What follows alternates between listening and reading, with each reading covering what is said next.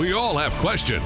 What is it that hinders me, stopping me from getting to where I want to go? Find the answers on The Dani Johnson Show. You can't reach for anything if your hands are still full of yesterday's junk. Keep moving forward with Dani Johnson. So that you can get to the destiny that you're after. There is another way to live, my friend. There is. This is The Dani Johnson Show. Welcome to The Dani Johnson Show. We really are blessed. Our whole team here are so blessed that you made the choice to join us today. You're going to be glad, I promise. Today, or whatever time you're watching this or listening to this, it's going to be rather insightful. It will. This is going to be one of those days where you go, I never thought of that. Those are good days. And sometimes when you hear something you never thought about, you actually can make a choice to make a really good, positive change in your life. And why? You are in control of your own life. You are. You're in control of your actions. You're in control of what comes out of your mouth. Yeah, I read this recently, and it was a doozy. I got punched in the face with this truth.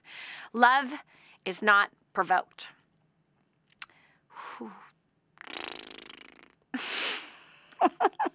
So bad. Think about that. Love is not provoked. Yikes. I am rather easily provoked, pretty much by one individual. Most people, I can pretty well manage my reactions, my responses. But there's one person in my life that they just seem to know. This individual knows where the button is. It's like the eject button. The eject of my love, my patience, out the door, okay? My kindness, out the door. My gentleness, out the door. But yeah, provoke, bam, let's find the provoke button. This one person in my life knows where the provoke button is. And man, I got smacked in the head with this truth. It's actually over the last 48 hours. Actually, it's more than that. It's because I first got slapped with it back when we were in Long Beach for First Steps to Success. But here it is resurfacing again.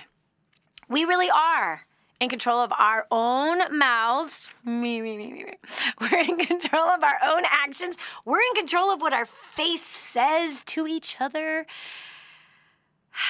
Which brings me to what we're talking about. What do you think about influence? Do you know that people are watching you? They are. They're watching you. Whether you realize it or not, you, my friend, are being watched. Especially by the next generation. Whether you gave birth to the next generation or not, you are influencing the next generation. You're influencing them based on, what you talk about. Yep. You're influencing them by what you buy. How you talk about work. How you talk about your boss. How you talk about your clients. How you talk about your spouse. How you talk about your brothers and sisters. And I got to tell you, man, we are all just so guilty of this. We really are. Things fly out of our mouth all day long, every day. And for some of us, even when we're sleeping. Things fly out of our mouth, even in our sleep. And it influences people. It does. Especially the next generation. So whether we are making a conscious effort to not set an example or to set an example, a positive example, the next generation is watching. You know, the best success book ever written has said that we will be condemned by our own words or we will be acquitted. Either we'll be acquitted or we'll be condemned. And that we're going to have to answer for every word that comes out of our mouths. And it also says that we're going to be held responsible for every idle word that comes out of our mouths. Every idle word. That same book says that our words should be used to edify, to encourage, to build up. The word idle, I looked it up in the dictionary when I found this one passage. And when I looked it up, the word idle, it meant that which bears no good fruit. That's what idle means. It means that it's producing nothing. So the words in which we are speaking, those words that produce nothing good, the words that produce just basically that just suck up air, they just take oxygen, they take up space inside of people's heads, that we're actually going to have to answer to every idle word that we have spoken. Why? I don't think you and I know how much influence we have on others. I know I don't. I know that I know that I know that I don't. I forget who's watching and I forget who's listening. I do. Just last night, my girlfriend had called me.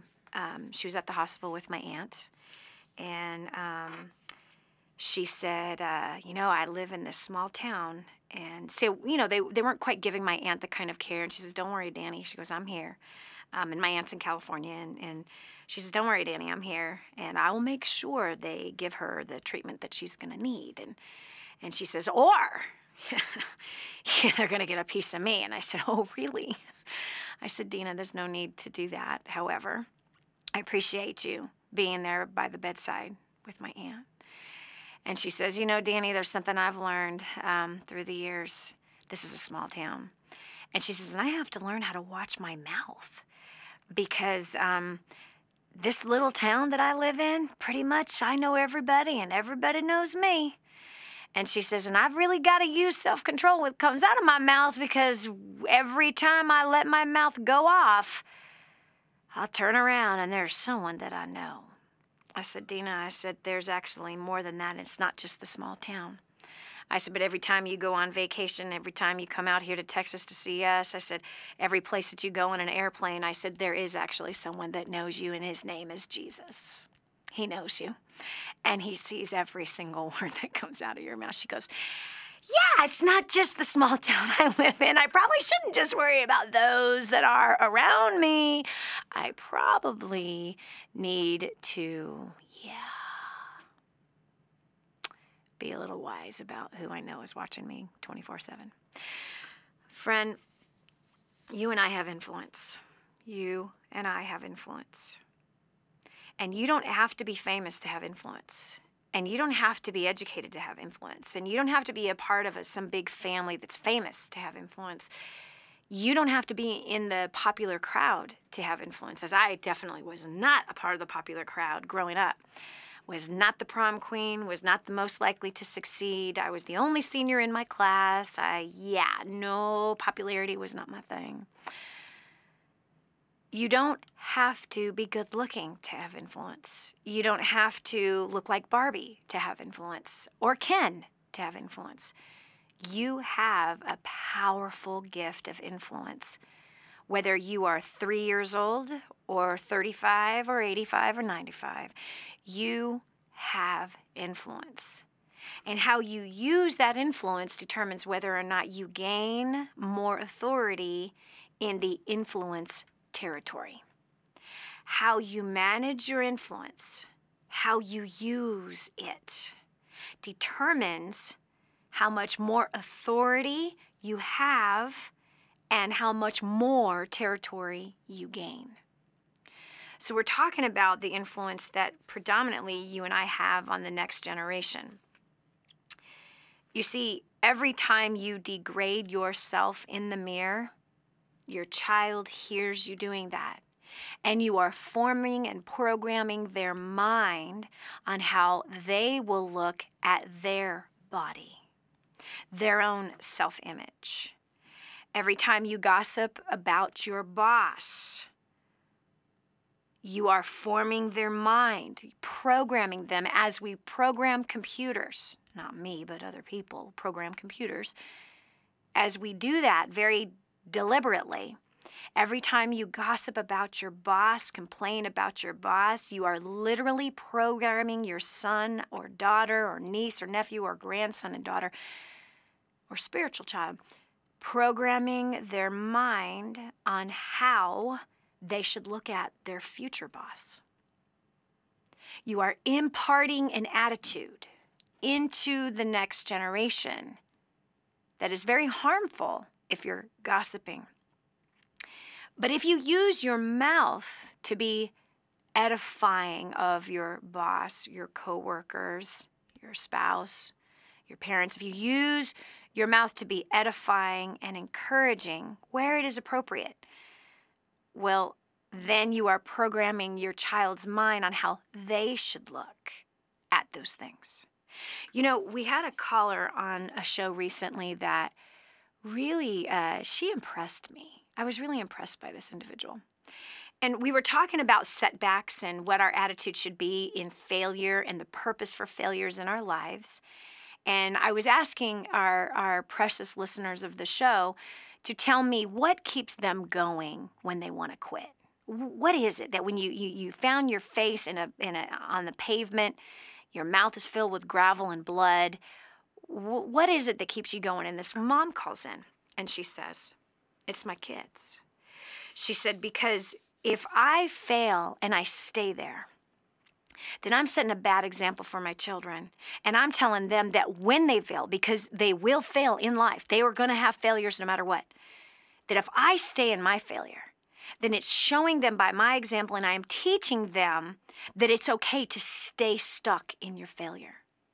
So for the sake of my kids, I have to get back up, and I have to keep going. So I'm showing them the right example of what to do with a failure. That is, don't quit. Keep going. Man, I'm telling you, I've been marinating off of her words ever since she said them. She really influenced me to look at my life and to look at the example I'm setting for my children, good, bad, or indifferent, and to kind of do a little report card on myself saying, I probably need to improve in this area.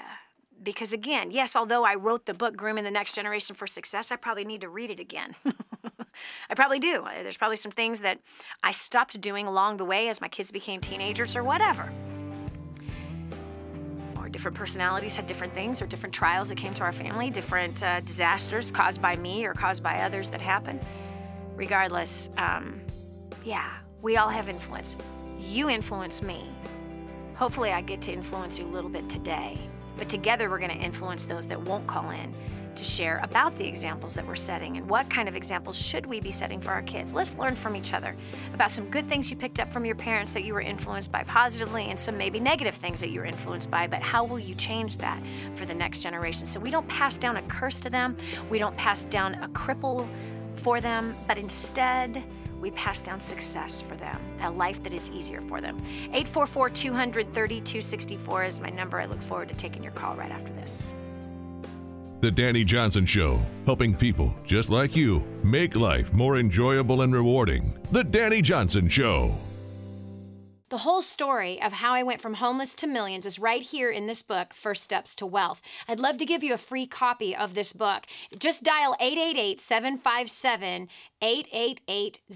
You can get your free copy of this book. It's like a real book, my friend. You can get an ebook copy for free right now, or if you'd like to pay the shipping to get this $15 book to your house, I'd be happy to send it to you. 888-757-8880. Get your copy of First Steps to Wealth today and begin on a brand new path of some great success. Now, more of the Dani Johnson Show. Do you realize that you are shaping and molding the next generation? Do you realize that? You are. You are literally shaping and molding the next generation. How? With everything you do. Everything you and I do, they are watching.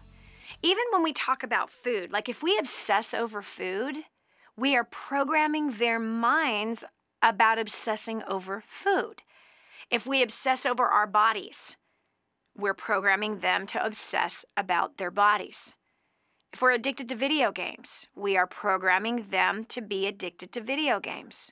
If they see us at the dinner table with our cell phones and we're constantly on Facebook or watching YouTube videos or tweeting or Instagramming or whatever it is, Pinteresting, whatever, and we are tuning everybody else out around the dinner table and we've got our own little personal computer inside of our hands, we are programming the future mothers and fathers who are around that dinner table on how they will act in front of their kids. We have the power to influence them in a positive way, and we have the power to influence them in a negative one. So I want you and I today to really look at our influence and how we're using it. And I want you to call me and tell me, what changes have you made? Maybe they're recent, maybe they were years past. Changes you made to make a more positive impact on the next generation, the future, because they are the future. They are the future. Listen to me now. They are the future. And we have the power to influence them positively or negatively. 844-200-3264. Again, that's 844-200-3264. 64. Do you have the courage to call me now and share with me what are some mistakes that you've made while parenting? What was the negative impact it had on the kids? Or what was some of the positive things that you poured into your children? And how do you see that manifested into them later or even now, like while they're still young or when they became teenagers or when they went on to adulthood? What were some of the things that you influenced them with that worked? And what are some things that you wished you hadn't influenced them with that you didn't think about when they were young? 844-200-3264 is my number. Again, 844-200-3264. 1 Corinthians 15:33 says, don't be deceived. Bad company corrupts good morals. You know, I got to tell you a funny story. It's really not that funny. It's kind of bad. But I remember the very first time that I saw one of my kids give this kind of a response to their sibling. And it was probably Cabe and Roman, more than likely. But it was a, gosh. And I remember looking at that. Come on, you could just picture the look, right, on the little face, right? They were both little. They're 3 years apart. And when I saw one of their responses, whatever, be sarcastic and kind of mocking and, I don't know, just dishonorable, just totally disrespectful, and kind of putting down on what the younger one was saying. When I saw that, you know, right away, I'm going to bring correction to that. Like, excuse me, time out, both of you. This is not honoring each other. And I would have my little script, if you will, that I wrote about in Grooming the Next Generation for Success. And there's a bunch of scripts in here on how to discipline your kid. I mean, you don't even have to know what to say. Just read the script. It works really, really well. It worked for us. It helped to bring less stress into our house, a lot of peace in our house, and a lot of compliments on our kids. But what I saw, and I felt this conviction in my spirit, okay? And this is based on even on this passage in the best success book ever written, that do not be deceived, bad company corrupts good morals. So where in the world did my son learn how to do that? This, you know what I'm saying? No, the radio isn't making a mistake. This is not static. You know, the rolling of the eyes, the puff out of the mouth, right? The hand goes up, the neck jerks, the head rolls to the left. You know what I'm saying? Whatever. It's kind of mocking. It's not honorable. And right in that moment when I saw that, this hit my spirit. Where did he learn that? He'd never been to school. He learned it from me. He saw me do that with his father. He saw me do that with his father.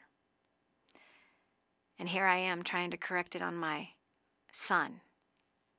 I better correct it in me. Bad company corrupts good morals. How in the world could I teach my kids to have good morals and to not roll their eyes, jerk their neck, throw up their hands, and give a huff and a puff and mock somebody?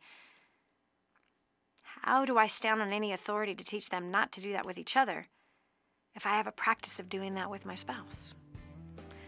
Ouch, right? So that's a bad influence story. That's where I influenced my kid badly. Have I made a correction? Yes. Am I perfect all the time? No. This is Dani Johnson. We'll continue with more after this. How can you achieve your goals and change your life for the better? Tune in, turn it up, listen. Stay right where you are for more of The Dani Johnson Show. I'm so blessed that I found what is in Grooming the Next Generation for Success. This is a book that is being taught in universities around the world. It's been noted as the best book on parenting that has ever been written. Crazy, if you ask me. But the point is that this thing gets results. Get your copy today, 888-757-8880. Again, that's 888-757-8880. Or go to DaniJohnson.com. That's DANI Johnson.com. Get your copy today. No excuses, just results. And now, back to more of the Dani Johnson Show. Every decision that you make impacts other people that are around you. You're like, duh, Dani, I know that. I don't need you to tell me that. Well, sometimes we need a reminder, though. Come on, there's nothing new under the sun, is there? No, there is nothing new under the sun. It's not about hearing something new. It's about hearing what you need to hear when you need to hear it. And if you just heard it, you make decisions and it impacts people around you. You needed to hear it today. So what does that mean? Okay, well, right before we took that last break, I was talking about, this bad, nasty, evil habit that I had of my response to my husband when he wouldn't listen to me, or I don't know, where we were festering at each other. Maybe I was just PMSing. Whatever my lame excuse is, my whatever. And then I see my child do that to his brother and realize, where did he learn that from? He learned it from me. Kids have a tendency of being a mirror for us, right? Well, I told you about some bad thing that I influenced my kid with and needed to correct. And again, that means I have to fix this myself. I have to fix it in me that I'm not responding to my husband like that. Come on. Oh, I'm kind of disgusted with myself, actually. I do way better than I ever did, but I'm still not where I should be. And come on, that's just too many years. It's ridiculous. 21, married under the contract of marriage, years 23. Living and sleeping together. But anyway, So I got to tell you about one positive thing that I feel, because that's the question I'm asking you. What are some positive things you influenced your kids with? What are some negative things that you influenced your kid with? If you just want to talk about the positive, feel free. We're good. But if you got the courage and humility to say, this is where I really screwed up, 844-200-3264. Again, that's 844-200-3264. Takes a special person. That was 3264. It takes a special person to humble themselves and say, I really made a big mistake right here, and I've seen that manifested in my kids. How do I fix it? Okay, I may not have the answer on how to fix it, but two heads are better than one. That you plus me might make two. Or when you do ask your question and it's heard, and people are listening on the show and they happen to be on Facebook at the same time, they might give their input on answering your question too, because that's three heads that might be way better than one by far. And there's a lot of other people out there that have much better advice than I do for sure. 844-200-3264. So now I'm going to tell you about something that I positively influenced my kids with, and I'm really happy that I did this. One of them is that I had seen that our kids were rather privileged, obviously, and very much more privileged than my husband and I when we were growing up. And I didn't want my kids being robbed of the understanding of poverty, because poverty actually played a good and strategic role in my life growing up.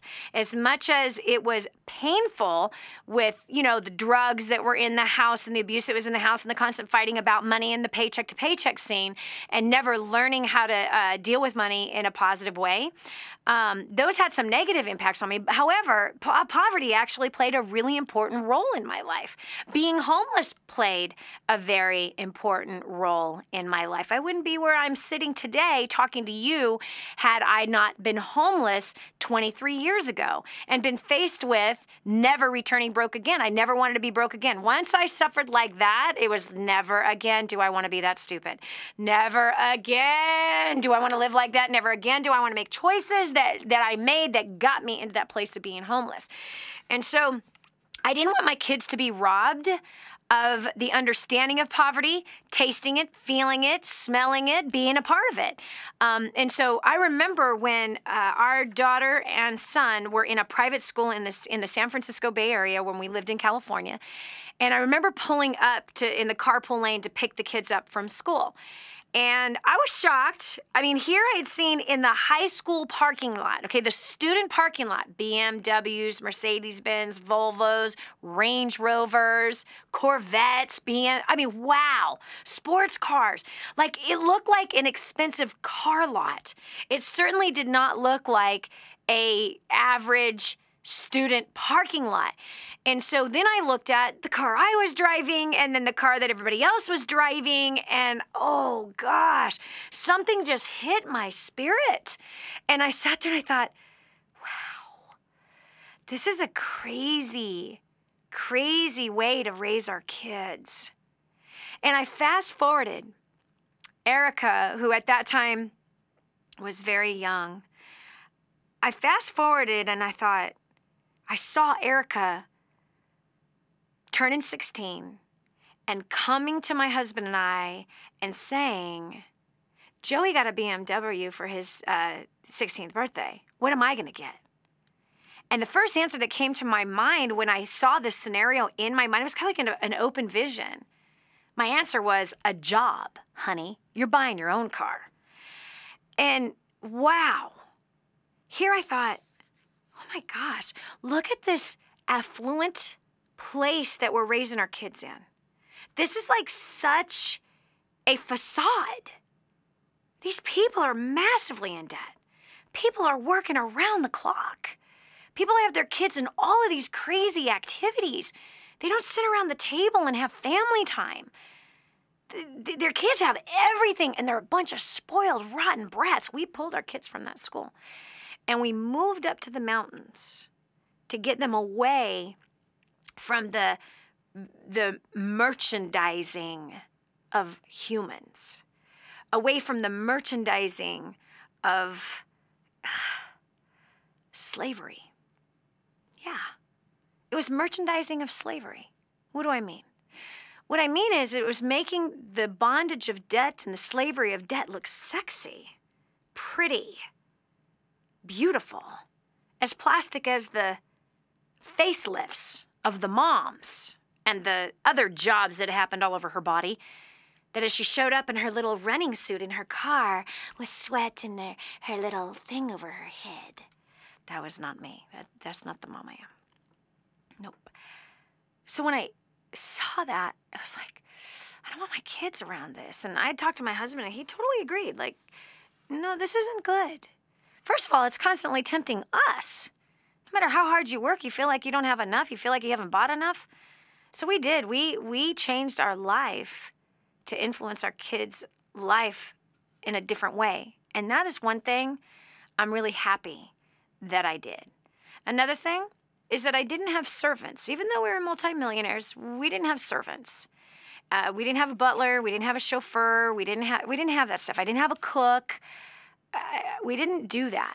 I mean, I had a nanny from time to time that helped me 3 days a week. And, you know, on 2 of those days, she was responsible for dinner. It would often be like, you know, chicken and rice, whatever it is that she could put together that night. But, you know, we didn't have the chef, you know, and for most of my kids' grown-up years, they did not have nannies.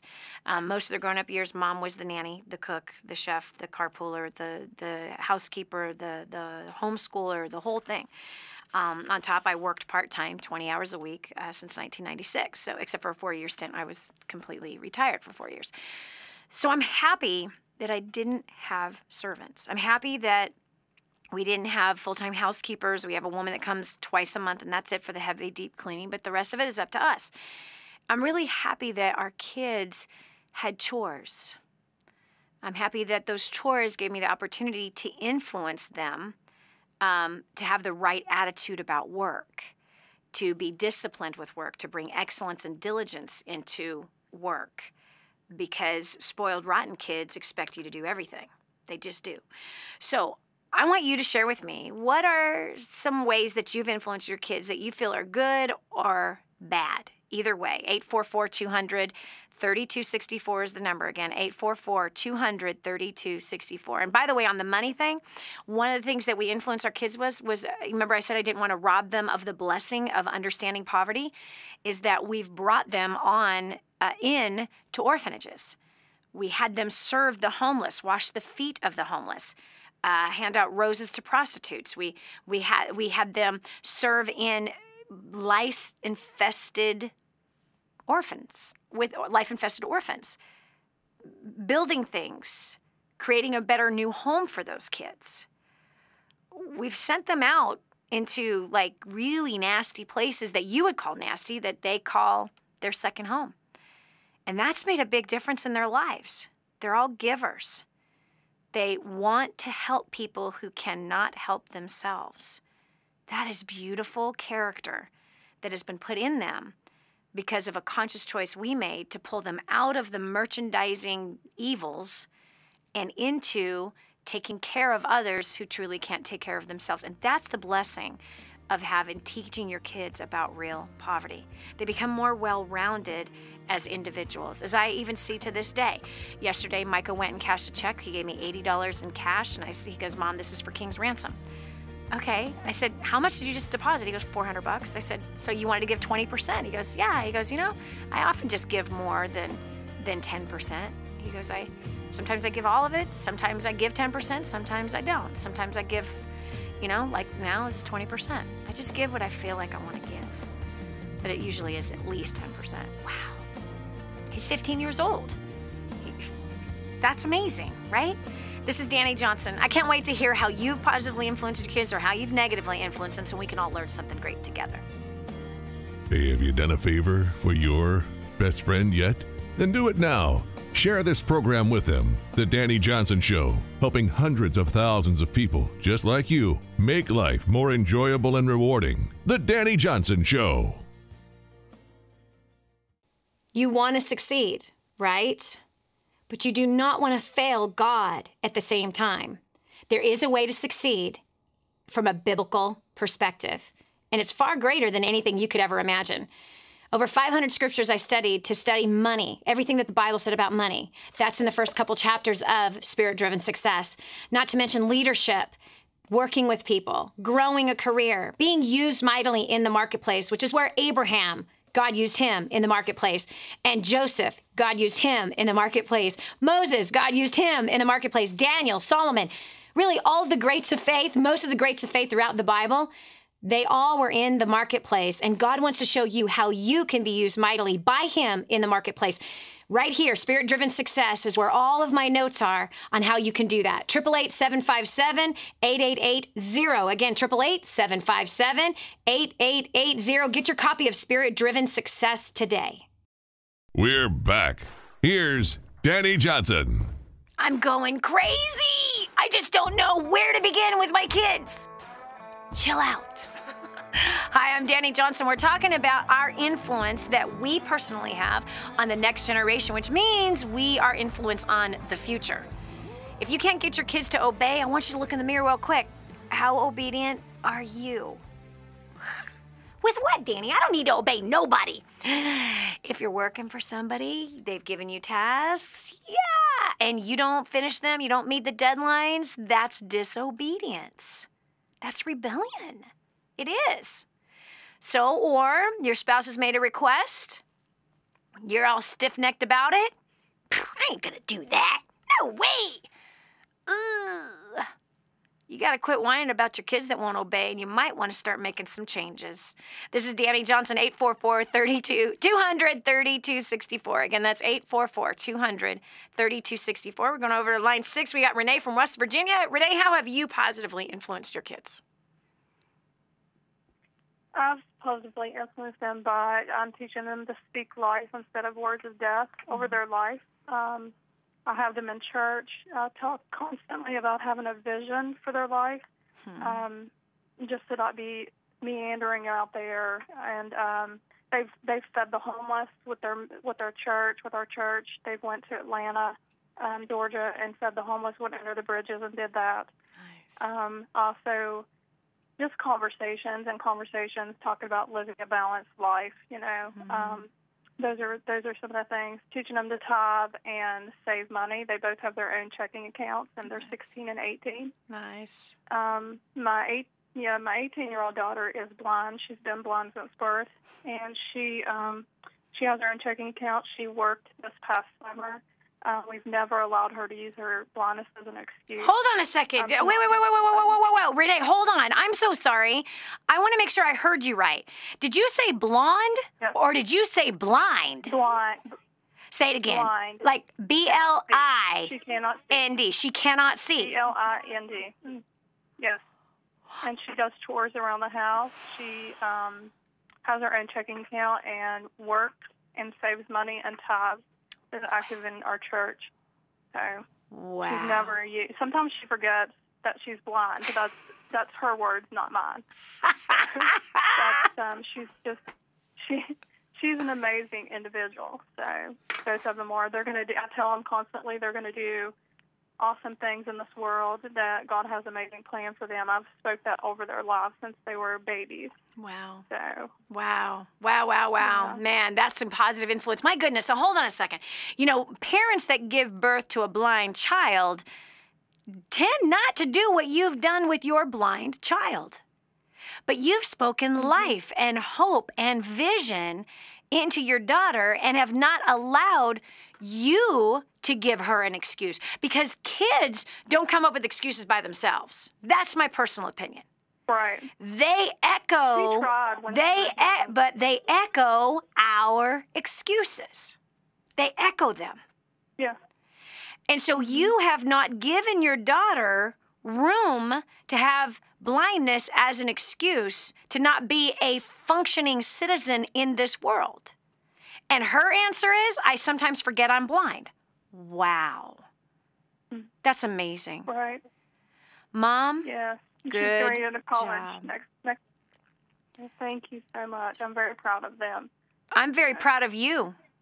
I'm very, very proud of you. Thank you. That you've taught your kids to be savers. You've taught your kids to be givers. You've taught them to serve. You've taught them to work. That is what you're supposed to do. You've taught them to have vision. You've taught them to speak positively over their lives. So many parents speak negatively about themselves and speak negatively to their children and speak negatively about other people, that they raise a pessimistic, depressed child, and they can't figure out how come their kid can't do anything. And it simply is by our example. How we use our words, they pick it up. And you have a blind child who has faith. You have a blind child who serves the homeless. You have a blind child that gives. Mom, you are the model, honey. Good job. Thanks so much. That is so powerful. Man, you inspired me today. You really did. You inspired me, gave me a lot to think about. Okay, we also have Kara from Michigan. Everyone wants to talk about how they've influenced their children in a positive way. No one wants to talk about how that their mistakes that they made, but I'm going to get to somebody that does. All right, Kara, how have you positively influenced your kids? Teach us today. Yeah, definitely. Well, I have one, and she's 3, and we just recently made an out-of-state move. And we have been working with our daughter on actually her attitude and the choices and how that, she needs to learn about consequences. And so many parents tell us, okay, well, we know nothing about consequences and how, it is going to affect our daughter, especially with her being 3. But let me just tell you, recently there have been some areas we've been using your tool, Grooming the Next Generation, and we didn't start on it as soon as we would have liked. But when we had recently taken our daughter to a pediatrician who she had only seen one time, he wanted to already label our daughter. And we all know that labels are not necessarily true, and we can absolutely overcome them. And our goal has been to allow our daughter to be who God had created her to be. Amen. And not to put limits on her creativity, but also had to change maybe the way that she addresses people, how to respect authority. Yeah. We had started a bank account for her before she turned the age of 1. We started by monitoring the foods and choices that she has been making. Yeah. We have been on a pretty healthy biblical eating plan. And when I say biblical, it's truly a biblical eating plan. And I am noticing that I don't give her more than 1 or 2 choices at a time. She doesn't eat her breakfast, then guess what? She gets served that for a snack. That's right. I don't cave into her. I don't pay attention to her when she's throwing a tantrum on the floor. But I more or less just redirect her. And I noticed one of the biggest things that amazed me, for example, the other day, she had a choice between a processed snack, which I very rarely allow. We don't like GMOs or MSG or any of that. So I gave her a choice between a processed snack and an apple, and she actually chose the apple instead. Nice. But the thing that amazed me was that I was making dinner. I meal plan everything. I want to teach my daughter routine. Yep. I want to teach her, and so does her father, but he's working a lot. So I'm mainly the primary parent that's with her. Right. And the biggest thing that we have really focused on is allowing her to be a part of the kitchen and the tasks that I do. I work from home, and the main reason was so I could So you'll be home with her. Okay? Yeah, Tara, you know So what? I This wanted is to so do that good. for her. I'm really proud of you on how diligent you're being. I can hear the diligence in your voice, and that's something that your daughter's going to pick up. Being raised by you is that you are very purposed. You've thought these things through. You're looking at the way that she will respect authority in the future, not allowing somebody to label her. These are all really good and positive things to influence our children with. Tara, you're doing such a great job. Thanks for being a committed mom and giving it your best shot. This is Dani Johnson. We're going to continue more with your calls about how you feel you're positively influencing your kids or negatively, and how do we solve that? We'll be right back. Stay tuned for more of Dani Johnson in just a moment. Hi, I'm Dani Johnson. The most common question I get usually are from people who are trying to juggle their life. They've got kids who are involved in all kinds of activities. They've got business or their job, finances, trying to get out of debt, plus all their church activities and all the volunteer activities, and they're pulling their hair out going, how do I juggle this all? Man, I once lived just like that until I learned Time Secrets. Time Secrets showed me how to be able to cut my hours from 100 hours a week that I was working down to 20 hours a week and tripled my income as a direct result with what I learned. Time Secrets also showed me how to get my priorities in order, which healed up my marriage. And I became a mother that I was proud of versus becoming the mother I didn't want to be. And so if you feel like your world is running around in all kinds of different circles, you can fix that. Call 888-757-8880. Again, 888-757-8880 for Time Secrets. If you like being depressed, enjoy having no drive in your life to improve, want to be lazy, love being an underachiever, then this show is not for you. Get off your loser attitude and stay tuned to the Dani Johnson Show. The Dani Johnson Show. Dani Johnson Show. Dani Johnson, my children's just a bunch of lazy, knuckle-headed, addicted to junk food and video game suckers. What do I do? My first question is, where did they learn that from? Where did they pick up those habits? Where do they pick up that lifestyle? You know, it's so easy to blame society. It's so easy to point the finger at somebody else. But you know what? Our kids, fortunately or unfortunately, are a mere image of who we are and who we aren't. We can't expect our kids to be something than what we are. Even, look it. Even if you're not a super successful person, but yet you desire for your kids to be super successful. What is super successful? Well, it's a parent that is teaching their kids the principles on how to succeed with people and relationships, how to have the right heart, what to do with money, how to solve problems with people and other things, how to act instead of react. Those are all really important success principles. How to have the right work ethic, how to have priorities and balance in your life. These are all very important successful principles. And we as parents need to live this out and sow them into our kids, teach them to our kids. So today we're talking about positive influences that we've had on our kids and some negative ones. And I think it's going to be a really rare person that has humbled themselves enough to look and say, this is where I messed up. Just as I started this show. By the way, welcome to hour 2 of the Dani Johnson Show. And if you missed the first hour, you can always hit our website, DaniJohnson.com, to catch the first hour. It was a doozy. It's good. I shared in that first hour some big mistakes that I've made, bad influence that I had on my kids that I saw manifest itself right before my eyes. So I want to hear some of them stories. Where have you messed up? And I want to hear how you're positively influencing them, because we all can learn from people's mistakes and we can learn from how they're doing it right. All right, so it looks like I got my first taker here that's willing to let it just rip. Londa from Washington State, welcome to the Dani Johnson Show. Hey, Dani, I figured let's just get real, right? Let's just get real about where we messed up and just go for it. So I've got 7 kids, and I've corrected a lot of wrongs, but hopefully this will encourage somebody. I can tell you a few areas where I wish I'd really done things a lot differently. Number 1 was body image. I've struggled with my own body image for years and years. And so my kids grew up listening to me complain about my weight, talk about how I didn't look right in this, or this doesn't look right, or blah, blah, blah, blah, blah. And so, like, they're kind of self-conscious about how they look and that kind of thing. So that really spilled over. Yep. Another area. Hold on one second, Londa. I want to interrupt you because I don't want us to just run over that one.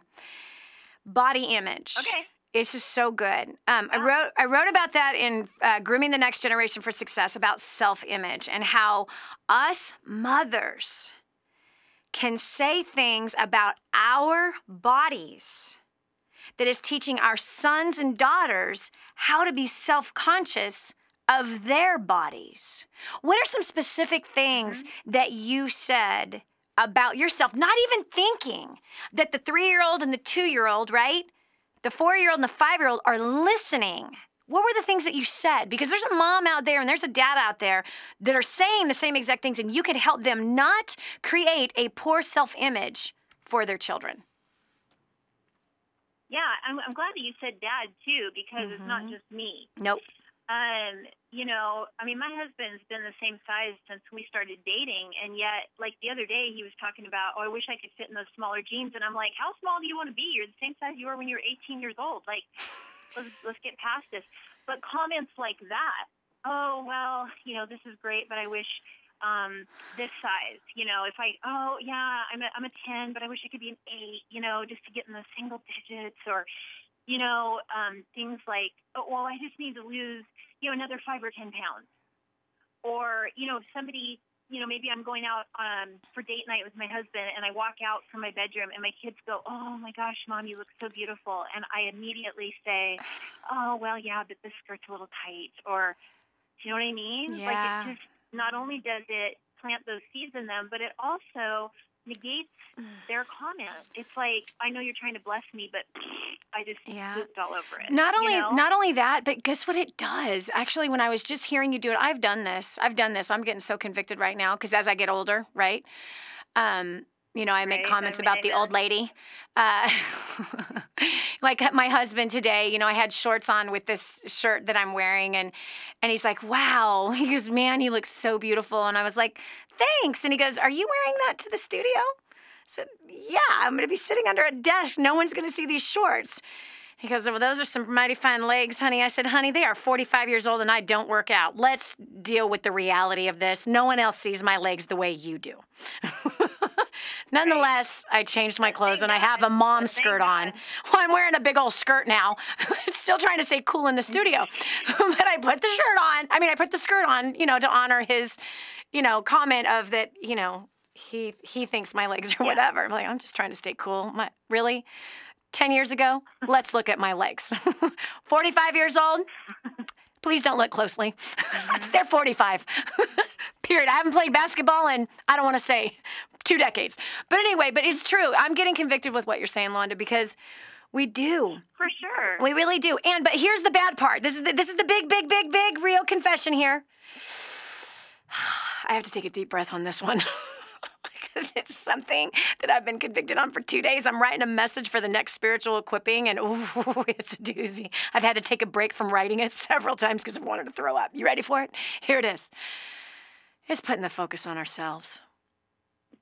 And we're teaching them to be self-centered. Sure. We're teaching them. Our whole society teaches our kids to be self-centered, right? This is the most narcissistic generation. It is. But we can't blame the society. They don't live with them. They don't live with them. They don't sleep in the same house with society. They live with us. But in all reality, We are teaching them to be self-focused, self-centered. But first, let me take a selfie. A friend of mine posted a picture of her newborn baby on social media, and the caption was "so-and-so's first selfie." Right? And I know they're not even thinking about it, right? They didn't do that on purpose or whatever. Yeah. But it's so true. Me. Ew. I'll tell you another area, though, that I totally screwed up in as a parent, and that's mishandling money. You know, my kids have always worked since a really young age, like paper routes at 10 years old or whatever. Yeah. But then they just got to spend their money however they wanted. Yep. And that was some damn foolishness, I'm telling you. Yep. It is. Because when does that ever stop, right? When does it ever stop? That if we have our kids make their own money and then we give them the freedom to spend it wherever they want to spend it, where does this habit then come to an end? Because once you become an adult and you're married and you have children, you can't live like that. You cannot. You're an idiot if you live like that. You have to be financially responsible. You have to plan for the future medical bills that we know we're going to have. Cracks me up, man. Cracks me up. My last show, we were talking about debt, and we were talking about what has caused you to get into debt, stay in debt, what's keeping you from paying off your debt. And this woman was complaining about her medical bills. It's medical bills. It's their fault. No, it's your fault, fool. You did not budget for an absolute known factor. We all are going to have medical bills. Can you believe that people think that they're not going to have any? That's like saying, I bought a car and I'm never going to have to get the oil changed. Fool? Right. You are going to have to get the oil changed. You are going to have to replace the tires. You are going to have to change. You are going to have to take care of the transmission. You are going to have to get an overhaul done eventually. You are going to have to put gas in it. But it's just so funny how people are with medical bills. You in the face. Some of that slaps you in the face when you start having to take care of aging parents who didn't plan. And now you're paying for their, while you got kids still at home and in college, and you're like, whoa, wait a minute. What about the grandparents, baby? The grandparents. We are taking care of my husband's grandparents because their 4 children can't even take care of themselves. Well, one of them can. But 3 of the 4 can't take care of themselves, let alone take care of their parents. So now it's on the grandchildren's shoulders. And right now we're facing taking care of my husband's mother. So we're taking care of the mother and her parents. Why? Because they didn't plan for their future. We are all gonna get old. And so I love what you said, that this is a place you screwed up. I did not teach my children proper money management. I taught them to spend all they earned. And then they turn into 98 percenters. Well, how to do that. Yeah. By your own example. So you've made some corrections. Absolutely. You've made corrections, Londo. Absolutely, yeah, definitely. And the corrections are, how much debt have you paid off? I think we're up around $320,000 now. Wow. How fast did you do it? Yeah, in just a couple months past 3 years, like 3 years and a month or something. $300,000 using what system? We plugged into that War on Debt home study program, and that really got the ball rolling for us to make some major changes in our life. And, it was awesome because we also, we did some things like, it's really important to me to feed my kids organic food and, avoid GMOs. And so we downsized some other areas of our life to give us a little more in our grocery budget, that kind of thing. But we really, that War on Debt home study program is where we really started learning some of those skills and getting that ball rolling toward a whole lot of freedom. We got a ways to go, but man, we're so much further than we used to be. Yes, which is so awesome. Londa, I'm so proud of you that you have the courage to be real and to not hide the mistakes that you've made, but to sound the alarm saying, these are 2 things, and there's probably more, but these are 2 things, and I'm telling you right now, don't do this with your kids, but instead do this. You're a great example, Londa. You really are. The fact that you have the humility to share that really shows that you're teaching your kids really good character as well. This is Dani Johnson. We'll continue with more of the Dani Johnson Show right after this. No contrite cliches. No bull. Just a real focus on life. The Dani Johnson Show. What she says comes straight from the heart. You can't make this stuff up. The Dani Johnson Show. Call now, 888-757-8880. I'm going to send you our report on how to feed your family on $100 a week. Get this hot thing in your hand now, and you can begin to save hundreds of dollars just on your food bill. No clipping coupons, no way. I'm talking about simple little things that still, even my position, I'm still able to feed my family on $100 a week or less. You are going to learn how to do the same thing. 888-757-8880. Call now. Get your copy of this report. Now, more of the Dani Johnson Show. You and I have been influenced by our parents, by our teachers, by our classmates. We're now being influenced by the internet, media, books, whatever. But there is somebody grooming the next generation for success. That somebody is you and me, as well as many others. How are you using that influence? Is it going to produce a positive experience in the next generation? Or a negative one? How did your parents influence you? And how did that pay off for you? So many people say, you know, I want to give my kids everything I didn't get. And unfortunately, they're talking about material things versus things like character, love, time. Yeah. Lessons. But instead, we want to buy video games, junk food, piano lessons, soccers, whatever ball we want, they want, we give it. I think it's more important to give our kids the skill sets that we wished were given to us, or perhaps the skill sets that were given to us. So how were you influenced by the generation above you, and how has that played off in your life? 844-200-3264 is our number. Again, that's 844-200-3264. We've got Nicholas from Tulsa, Oklahoma. Nicholas, how did your parents influence you? Positive or negative, and how did that play off in your life? Oh, hi, Dani. Yeah, my parents really, the biggest influence I would say that they have given on me is a spiritual influence. They're really teaching me, you know, to read my word and to spend quality time in worship with God, and then letting me live that out on my own after they teach me, you know, not just, you know, riding me and saying, you know, you have to do this, not making it to where it's a priority, but showing me and giving that and birthing that want and desire, you know, to have my own personal relationship with God. Wow. And just, you know, character things, you know, every day, you know, the little things that matter, you know, the little things that help us build our character, that where we can really show ourselves and shine off in the, you know, the big moments and the big things in life. And so I would say, yeah, my parents really just installed that spiritual, you know, desire, hunger, and fire, Wow. you know, to want to personally spend time with God and worship Him. Wow. Nicholas, so that's the kind of house you grew up in. That's amazing. And what a blessing. My parents worshiped drugs instead of God, and God was a cuss word. So you and I had a very different upbringing. Now, I have a question for you. Even though you were raised around parents who loved God, they were on fire for God, they pursued God on their own, God was a positive influence in the family life, did you ever go off track and totally screw up? Yes, ma'am. Definitely. Tell me how. I want to hear it.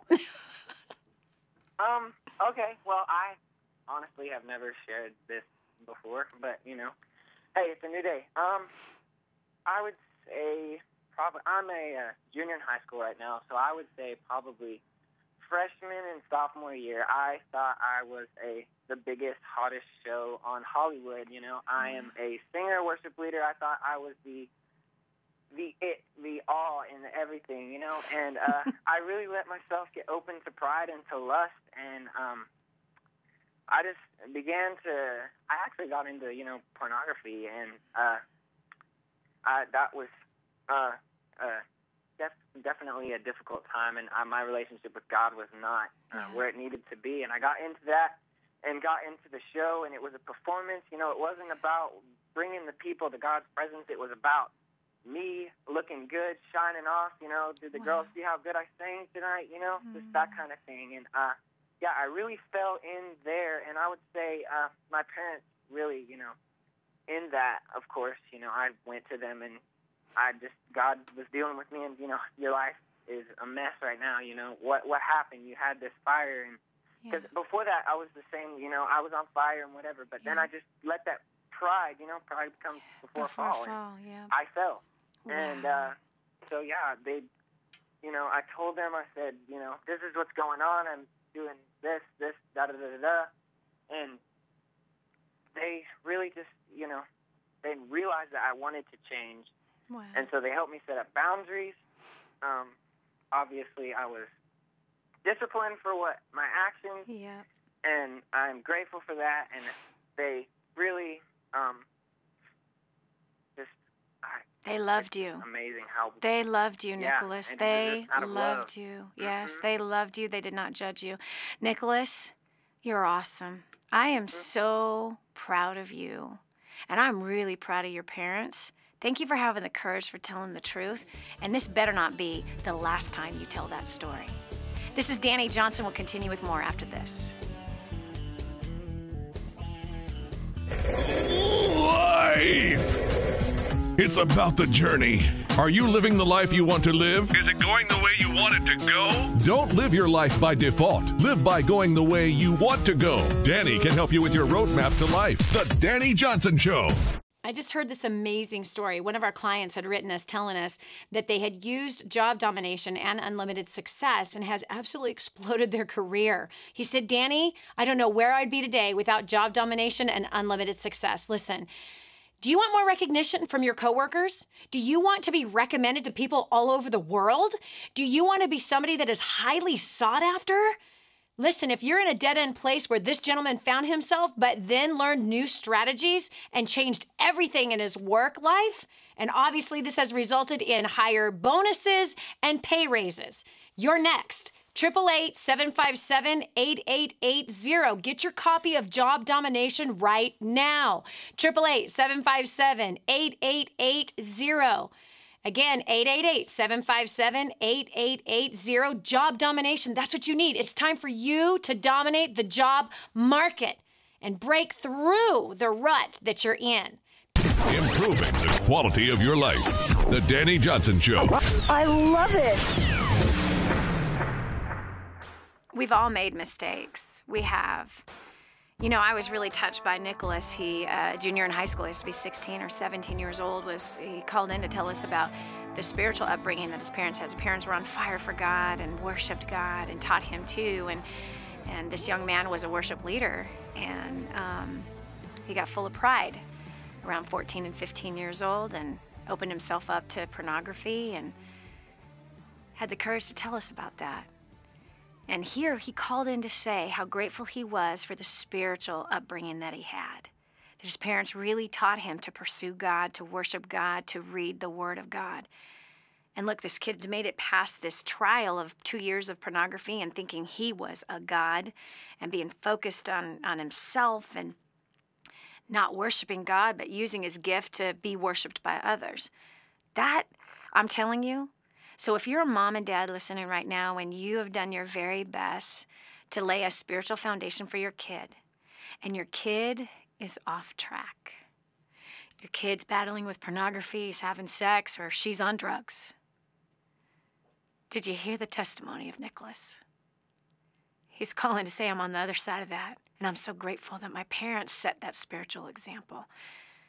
When your kid is in sin like that, smoking weed, taking pills, sleeping around, breaking your heart, just know that the example you set for God, and even though they might be judging you, even though they might be blaming you, even though they might be coming at you with all kinds of hatred and resentment and calling you a hypocrite and all of that kind of stuff, the bottom line is the Word of God does not return void. It does not. And if you've planted that spiritual heritage inside of your child, it will give birth and they will serve the living God when it's all said and done. Okay, we're talking about influence, the influence we have on our children, the influence others have had on us, and how we're living and how they're picking up on our habits and how they live those habits out. And sometimes it hurts when we watch it. So have you positively influenced them? You want to share that? 844-200-3264, 844-200-3264. Or if you've made some mistakes and you want to share those so other people don't make the same mistakes. Same phone number, 844-200-3264. We've got Barbara from Oklahoma. Barbara, welcome to the show. Hi, thanks, Dani. I would really love to just share a current situation that just keeps happening with me, with my teenagers. When we'll be talking about issues and things with life and trying to work through problems, sometimes as teenagers do, they just don't want to listen. They'll just kind of, in a sense, throw their hand up to you and say, you know, I know what I'm talking about. I don't need this advice. And then I find myself getting escalated. Like I start yelling, you know, instead of being able to calmly diffuse the situation to be able to make them open to hear what I have to say. You know, it seems like I just get on that another level sometimes. Yeah. You know what, Barbara? Let's rewind, okay? Let's rewind. When they were little and they wanted to hear you, where were you? Were you busy? Like in what sense are you talking about? Were you busy? Were you busy with chores? Were you busy on a phone? Were you busy on the phone talking, texting, Facebooking? Were you busy and the only way they could get your attention is if they screamed? No, not so much them. The fruit that I'm seeing of it is now that they treat their siblings that way. Yes. They're treating their siblings like like when they get into an argument, they start, you know, I'll find them doing what I'm doing to them. Exactly. Yeah. Exactly. So here's the deal. And I'm saying this for a reason because there's somebody listening right now that has little kids in the house and mom and dad are always on their cell phone. And the kid is talking, but mom is texting somebody else or dad is texting somebody else. We're saying to the kid and we're not listening at all. We are not paying attention to them. Or we're thinking about something else. The kid's talking, and we're thinking about something else. We're not giving them our undivided attention. We're not helping them to feel valued by not hearing them talk about whatever, right? Whatever I saw this worm and it was this color and it had all these red lines on it and then it pooped on me, Mom. You know, we have a tendency of not like totally being interested in what our kid is talking about. I remember fighting boredom in conversations when my kids were young, just like, oh my gosh, I would love to have a stimulating conversation versus hearing about that again. So that then manifests into we reap what we sow, and later on when our kids don't want to listen to us, chances are we had sowed that we didn't want to listen to them at some point. And so I say that because there's somebody else that's listening that has little kids now. Please listen to them. Please pay attention to them because it will be manifested when they're teenagers and they're like, pfft, and that's what Barbara's going through right now, like, stop, whatever, I don't want to listen. Can I just say this to you? Because my husband and I, right now, we're at our last two teenagers in the house. We have 3 adult children, and we have 2 teenagers left that are still in school. One will be graduating a year and a half early from high school, and then Micah's 15. They are all men now, right? Our 3 boys are 20, almost 20, 16, he turns 17 in a couple weeks, and then 15. But they're all hairy, they're big, they're men, right? Big men. There's something my husband and I have been kind of going around and around with, and it's different with daughters versus sons, and I've found this to be very true, and I wrote about it in the book, Grooming the Next Generation for Success. And what I found to be interesting, that when I gave birth to the first son, he was my 3rd child, I noticed something really different about him that wasn't the case with my daughter. And what it was is that Erica had just this very natural, submissive nature about herself. But Cabe had a very natural, dominant nature. And I asked the Lord about this, like, this is weird. How do I do this, right? Because my daughter was more easy to be more compliant naturally. And see, God made us women to submit. And he showed me that he made the men to lead, to dominate. And that isn't to say that there aren't women that lead, because we all lead in our houses. However, we are subject to our husbands. That's how we were wired. That's how we were made. The women's lib movement says something different. But the fact is that the feminist movement tells us the opposite. But the fact is our bodies were wired to submit to our husbands, to please him, to care for him, to care for the children, to care for the home. That's how we were built. That's our natural makeup, physiological makeup. So when I had Cabe, it was like, man, I just noticed that this kid was like, he wanted to take control over everything. He wanted to dominate everything, and I didn't want to squash his spirit, right? And so here now we fast forward, we're down to, because our daughters are older, our sons are younger. And we're in this stage where we now have, because my son is staying with us right now with his wife, and then our other two sons that we're still, responsible for. We're not responsible for the other two, that they have their own life. They're saving money right now and wanting to, travel and do all this other kind of stuff. So long and short of it is this. We both came to this place of like, this is just the strangest place to be right now. It's almost as though we are in it's like something is shifting. And our boys are really mature. Like our son Roman bought a house when he was 15. He manages tenants right now. He's a landlord. He's still in high school. He doesn't drive a car. He doesn't have a car. He doesn't have his driver's license. So just odd, right? He's held down a job since he was 12, 13 years old. He has investments in cattle. He's got gold and silver. I mean, he's well advanced with people, speaking, working, problem solving. He's a challenge because he's so flippin' smart. And we came to this place of, I think it's time for us to listen more and teach less. Because when they were younger, we had this authority in their life where they needed to learn these particular things. But Mommy, you've already taught them those things. And I even had Roman say that to me. He's like, Mom, he goes, I just wish he'd just listen. I want to tell you what happened at that camp. And I don't want you to tell me why that kid said that or did that. I just want to talk about it. Sorry. Micah even said something to me once. He goes, Mom, there's just some things that are just better left unsaid. Like, you're right. So the things that I can't help myself. Right. But see, this is what's so hard. I got you, Mama. I got you. My husband and I both are like, how do we do this? Because we've poured so much into our kids, and now they're living it out in their way, and they're kind of holding us accountable right now of this. Listen. Just listen. And that's what we got to do. So that's the thing to pray through right now, Mama, is it might be time to listen and to stop teaching. Just listen and trust that what you poured into them, you're going to see it manifested in a good way. This is Dani Johnson. We'll continue with more right after this. Don't just stand there. Soak this up. It's joy, it's encouragement, it's insight to a better life and how to meet your obligations and overcome obstacles. The Dani Johnson Show. This is The Dani Johnson Show.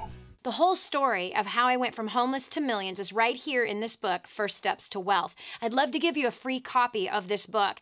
Just dial 888-757-8880. You can get your free copy of this book. It's like a real book, my friend. You can get an ebook copy for free right now, or if you'd like to pay the shipping to get this $15 book to your house, I'd be happy to send it to you. 888-757-8880. Get your copy of First Steps to Wealth today and begin on a brand new path of some great success. We're back.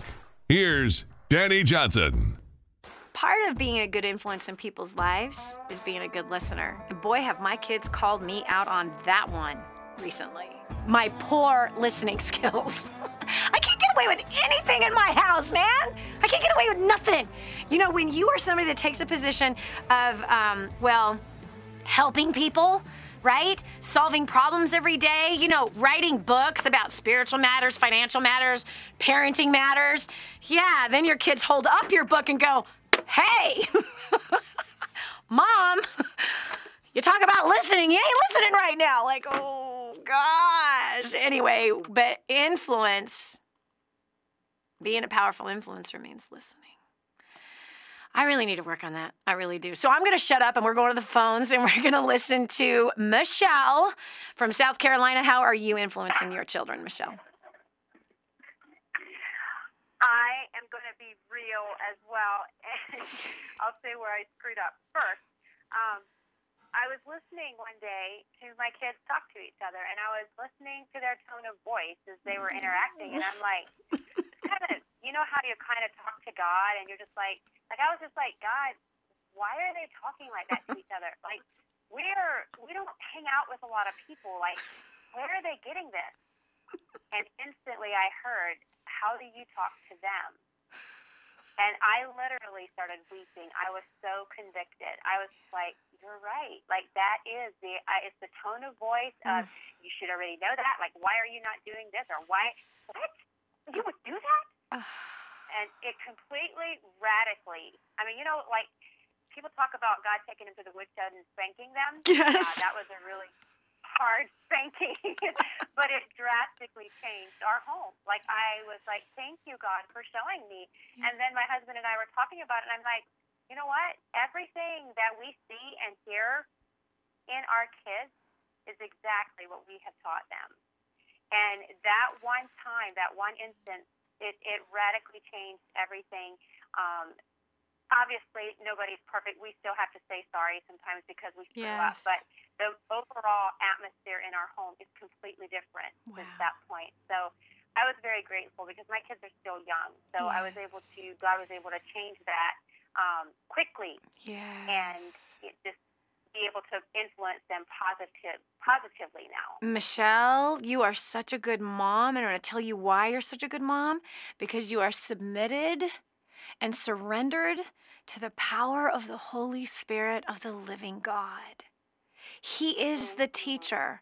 And this is what I love about him. Do you hear what you said? He convicted you. You see, when you get convicted, he lifts you up. And you are like, thank you, Lord, for showing me. And he shows us so that we can correct it. Because what if you didn't correct it, Michelle? Think about that for a second. See, condemnation is what the enemy uses. You're such a bad mom. You suck as a mother. You've screwed this up. You're never going to be good. You're just like your mother. You should have never had kids. I mean, that's what the enemy tries to tell us. And that's condemnation. But the Holy Spirit never speaks like that. Where he prompts us to ask a question. Wow, where did they get this from? And you probably didn't even know you were talking to him. I know there's so many times where I've asked a question, but I didn't know he was listening.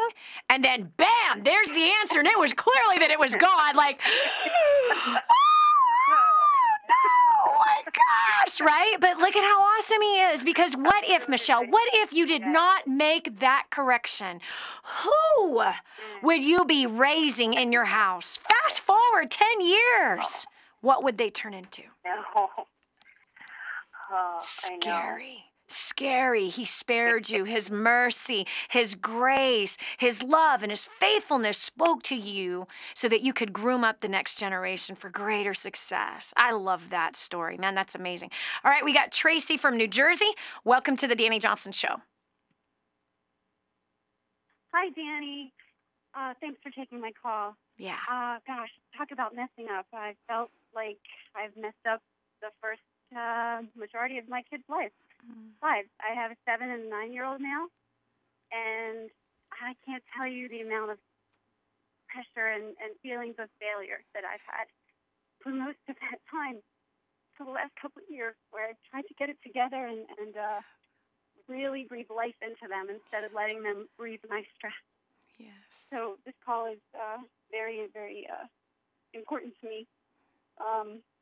Messing up with my priorities and my balance, and just having them see that as a mom, like it just came out in them. Like I would overreact or yell often, but it really wasn't about them. It was more about my pressures in my own life or issues with my husband that caused me to not be able to focus on being a good mom. You know, and I didn't I had the wrong priorities. I had the wrong idol. I had an idol, and it wasn't God. It was my husband.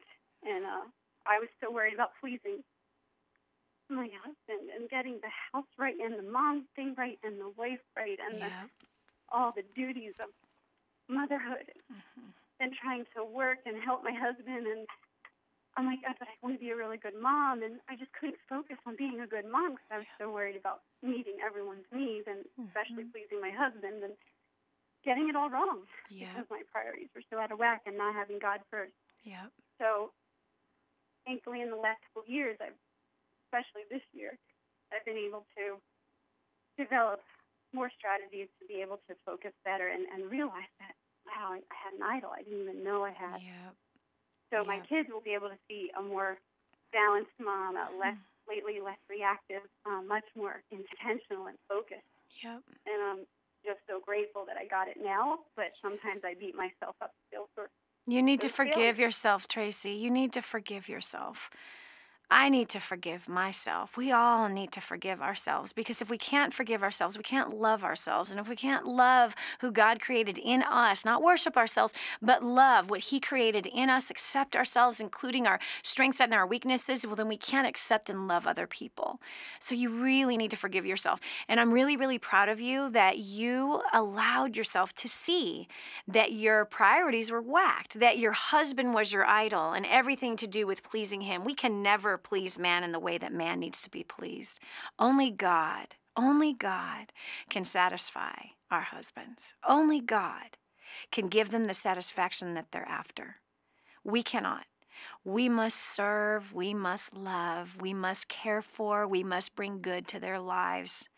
We must bless them, pray for them, not try to bring trouble on them, but we cannot worship them. I've learned that one the hard way too. Oh gosh, and man, it's taking a while for me to unlearn it. As soon as God revealed that one to me, it's taken a while because it's easy to just bow back down to that place instead of standing strong and going, wait a second, God.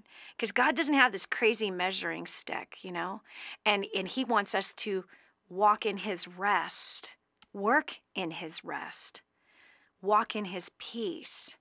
And when we're striving to gain acceptance, we have no peace. I'm really proud of you, Tracy. You're a good mom. You're a really, really good mom. You're a diligent mom. You're a hardworking mom. And the best mom you could give your kids is one that is not stressed out. That's the best mom you can give your kids. Stress teaches them something, and we don't want to pass that down. I'm really proud of you. This is Dani Johnson. Thanks so much for joining me today. We'll talk to you tomorrow, where we give you one more topic and tip that's going to help improve a very important part of your life. God bless you. Have a great one. You've been listening to The Dani Johnson Show. It's our belief that you can live a better, healthier, happier life. All you need is a little encouragement, a different perspective, a positive force in your life. Get that and more on the next Dani Johnson Show. I remember being homeless and broken in every way, and being overloaded with financial pressure, the pressure that I was a failure, the social pressure, everything that I felt like was crashing down on top of me. And at the same time, I felt so alone until I learned the strategies of first steps to success.